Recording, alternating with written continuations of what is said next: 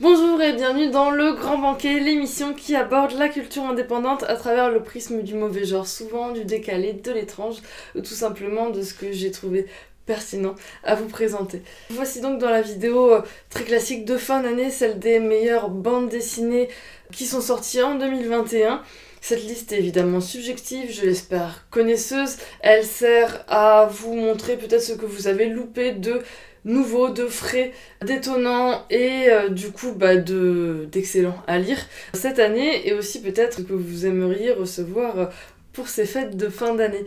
Je commence avec une bande dessinée dont vous avez peut-être déjà entendu parler, qui s'appelle L'épopée infernale d'Émilie Plateau, éditée chez les merveilleuses éditions Misma, qui font du travail toujours hyper éclectique, pertinent, étonnant. C'est particulier pour plein de raisons, et la première, c'est que c'est la première BD dont vous êtes l'héroïne, en tout cas à ma connaissance. Vous connaissez peut-être les principes des BD dont vous êtes le héros. Au début, on vous pitch un petit descriptif du personnage que vous allez incarner, et puis ensuite c'est à vous de faire des choix dans l'histoire et dans l'aventure que vous allez vivre, et donc à chaque fois vous allez pas vivre la même chose, c'est ça qui est intéressant. Dans celle-ci, donc je suis une héroïne, on incarne, on peut le comprendre assez facilement, Émilie qui s'est dessinée. En tout cas un personnage féminin qui est également autrice de BD, de bande dessinée indé, et qui va vivre des choses assez classiques du parcours de l'autrice de bande dessinée ou de l'auteur en milieu, puisque on va aller dans des festivals, faire des dédicaces, écrire à des éditeurs également pour montrer nos récits. Ça va pas toujours être facile. Donc on va évidemment se rendre compte d'anecdotes, de réalités qu'il y a sur le milieu de la bande dessinée. Voilà, donc ça c'est déjà une chose.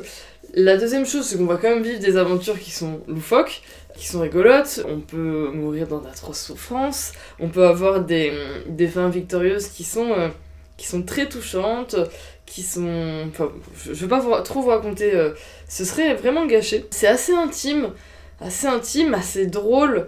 Il y a un regard très réaliste, très cru en fait de ce qui peut arriver à une autrice de bande dessinée, sur le quotidien, sur la fatigue, sur les amitiés, sur les agissements de certaines personnes du milieu.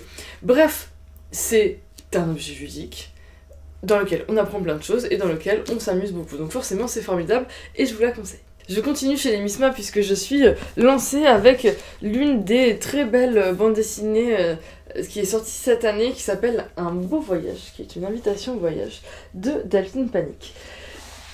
Cette bande dessinée, c'est une invitation au voyage avec deux personnages de balourds, de blaireaux, je ne sais comment les appeler. C'est un capitaine et son mousse qui sont bloqués en mer parce qu'il n'y a pas de vent. Il n'y a pas de vent d'un côté ou de l'autre, et du coup ils ne bougent pas. Ils ne bougent pas. Et pourtant, on va partir à l'aventure avec eux pendant tout le tome. On va pas bouger, et pourtant, à travers leur dialogue, leur bavardage parfois grotesque, on va justement partir à l'aventure de l'imaginaire, de ce qu'il peut y avoir justement dans un bateau, dans la mer. On va partir du coup à la conquête de tous ces contes qui racontent les fonds marins. Ça va parler de l'imaginaire, de comment créer une histoire, de comment raconter une histoire d'aventure. Delphine Panique, elle arrive à rajouter encore des couches de réflexion et d'interprétation à l'histoire. Ça va parler de politique, ça va parler de sexisme, ça va parler de rapport aux autres. Bref, cette bande dessinée, elle parle de milliers de choses avec deux personnages en quelques traits bloqués sur un bateau. Et c'est une BD qui peut se lire avec plusieurs niveaux de lecture, ce qui est assez fabuleux. Dans tous les cas, ce sera intelligent, drôle et poétique. Et du coup, je vous conseille absolument de la lire. On change de genre avec Tomino la maudite de Suelo Maluo, édité chez Casterman. C'est en 2 tomes. Voici le tome 2, j'ai prêté le premier, je vous montre le deuxième. Tomino la maudite, c'est pour moi très surprenant. Étant habituée à la littérature étrange et macabre japonaise, au manga du genre, au manga adulte, etc. Quand je l'ai lu, je m'attendais à ce que ce soit bien, et je m'attendais pas à ce que ce soit aussi bien. Car je vais y venir, mais c'est d'une richesse de références et d'écriture assez folle. Dans Tomino la Maudite, on va suivre deux jumeaux, deux jeunes, qui vont se retrouver embarqués dans une sorte de freak show, un cirque macabre, accompagnés du coup de gens physiquement différents, ou du moins maquillés pour, et qui vont développer, ou voire développer par leur maître, celui qui les possède, une poésie, une féerie, de la magie qui attirerait du coup le public et qui ferait gagner de l'argent à leur maître donc. Cette histoire que je vais très peu dévoiler, c'est avant tout cet esprit macabre qu'on peut retrouver dans la littérature japonaise avec Edogawa Rampo notamment, mais avec plein d'autres, va évidemment se saisir des codes des croyances japonaises, avec les yokai par exemple, que vous connaissez peut-être, avec Shigeru Mizuki. Ça va aussi être une aventure avec des rebondissements. On va voir les rues japonaises comme elles pouvaient l'être pendant la guerre.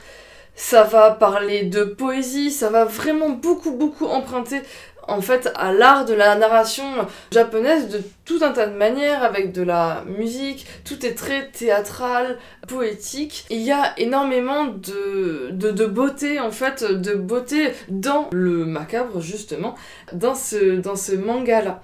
Il y a beaucoup de sens, on joue avec le fait que les kanji, l'écriture japonaise, a du sens en soi, etc. On parle d'aventure humaine, d'amitié, d'amour, ce genre de choses-là. J'en dis pas plus. Ce que je voudrais juste dire, c'est que si on aime les mangas en règle générale, si on a un attrait pour la culture japonaise, ça peut tout à fait nous intéresser, puisque là pour le coup on va voir beaucoup de choses qui sont développées. Il est évident que si on aime l'horreur, l'étrangeté, c'est un plus. Ça fait vraiment partie de ces grands auteurs, Suehiro Maruo, qui étaient moins connus ici. En fait, le grand public connaît essentiellement Taniguchi, par exemple. Mais ça c'est un beau bouquin, c'est une belle prouesse narrative, je trouve. Donc n'importe qui aime les histoires un peu étranges de fantômes, de cirque, pourra être intéressé donc par ce très beau et très réussi Tomino la Maudite. Et on continue dans l'étrange avec Énergie Noire de Jesse Jacobs, édité chez Tanibis, qui est l'un de mes éditeurs favoris. Ils ont toujours des auteurs et dessinateurs assez fabuleux. Jesse Jacobs, j'ai lu tout ce qu'il a fait, c'est génial, je suis ravie qu'il y ait eu une nouvelle BD. Celle-ci, c'est donc plusieurs histoires, il y en a 3 à l'intérieur, si je dis pas de bêtises, il y en a une principale. Et cette histoire principale, c'est l'histoire d'une maison hantée. Un agent immobilier avec une famille qui va visiter la maison et qui va leur en faire voir de toutes les couleurs. J'ai déjà fait l'éloge de cet homme merveilleux sur ma chaîne. En fait, c'est quelqu'un qui fait des dessins toujours très géométriques. Par sa géométrie, en fait, il va donner du sens. Et on pourrait croire en fait que c'est très conceptuel, alors qu'en fait, alors oui, c'est conceptuel puisqu'il fait aussi de la philosophie, mais c'est aussi... en fait, quand on lit, quand on relit, on voit tout un tas de sens qu'on aurait pu louper, ou justement des choses qui vont être visibles à une deuxième lecture, en fait. C'est assez fabuleux. C'est beau, mais à travers ces histoires toujours étranges, il raconte seulement la vie. Il questionne le sens de la vie, de l'origine. Qu'est-ce qu'on en fait? La vacuité des choses. Ce genre de choses-là. C'est un très bel objet. C'est une très bonne BD. Et donc du coup, pourquoi ne pas se la procurer? Une BD un poil plus classique, et oui, j'en lis énormément aussi. C'est Le Spectateur de Théo Grosjean, édité chez Noctambule. Qu'est-ce que c'est Le Spectateur? C'est l'histoire d'un garçon qui subit la vie, qui la regarde. Et pourquoi? Parce qu'il est autiste. C'est toujours de son point de vue à lui qu'on va avancer dans l'histoire du coup qui n'est pas la sienne, l'histoire qu'il regarde. Et depuis l'enfance jusqu'à l'âge adulte, tout simplement. Et à travers son histoire, sa vision, on comprend ce qu'il vit, qui il est, et ce qu'il peut faire malgré la difficulté qu'il a à communiquer. Donc ça parle évidemment du sujet qui est l'autisme. Ça parle évidemment de la noirceur du monde, de la difficulté de chacun à écouter l'autre. Ça parle de créer, ça parle de vivre, ça parle de sens. C'est très touchant, très subtil, très intelligent dans la manière d'amener le sujet. Ça ne commente pas, ça ne juge pas, ça ne fait que montrer, comme le personnage qui ne fait que regarder. C'est très beau, et du coup, si vous l'avez loupé, je vous conseille la lecture du Spectateur de Théo Grosjean. C'est ma bande dessinée préférée de l'année. Le musée de mes erreurs de Julia Wertz. À chaque fois qu'elle sort quelque chose, c'est forcément la meilleure bande dessinée de l'année. Et c'est édité chez Lagrume, comme toutes ces autres bandes dessinées. Julia Wertz, qui c'est une autrice new-yorkaise qui essaye donc de faire de la bande dessinée, c'est ce qu'on voit dans ses récits. Elle est également alcoolique, elle vit à New York et elle galère entre différents petits jobs. Elle a également une maladie rare, ce qui ne l'aide pas spécialement à aller mieux. C'est quelqu'un qui raconte le quotidien avec beaucoup d'humour, avec un côté très touchant. C'est le cas puisque en fait elle fait quasiment que ça et pourtant on a toujours très très très envie de continuer à lire ce qu'elle fait. Là, du coup dans le musée de mes erreurs, c'est vraiment ce qui a précédé ces bandes dessinées là. Elle a un trait moins précis. Par contre, on sent, et c'est ça qui est merveilleux quand on connaît l'autrice, je conseille du coup de lire ses premières bandes dessinées qui racontent vraiment là son quotidien à New York, la galère qu'elle a, et voilà, les drôleries, enfin les choses qui lui arrivent, qu'elle rend drôle en tout cas. Et donc du coup, là c'est tous ses premiers dessins, où elle a donc cette manière de raconter les choses qui est drôle. Dans celui-ci, elle a l'art de corréler des souvenirs de jeunesse, d'enfance, à des moments de vie, comme si ça expliquait, comme si ça donnait du sens à des choses. Elle va raconter beaucoup de choses par rapport à sa vie avec un de ses premiers copains, et la relation qu'ils avaient, qui est elle aussi très très chouette à suivre. Ils avaient tous les deux un humour très particulier à cette époque-là. Elle, en fait, elle a une manière de vivre le quotidien qui est assez fabuleuse, comme si elle était toujours regardée. En tout cas, c'est comme ça qu'elle se dessine dans ses histoires. C'est comme retrouver une bonne copine. Peu importe ce qu'elle va nous raconter, ça va forcément nous intéresser.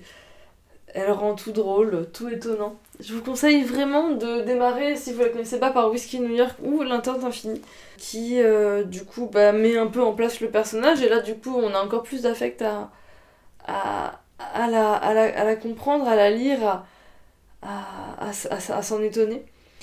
C'est quelqu'un qui, peu importe ce qu'elle vous racontera, ça vous intéressera. Une femme qui a énormément d'autodérision et qui vous arrachera forcément des sourires et des rires.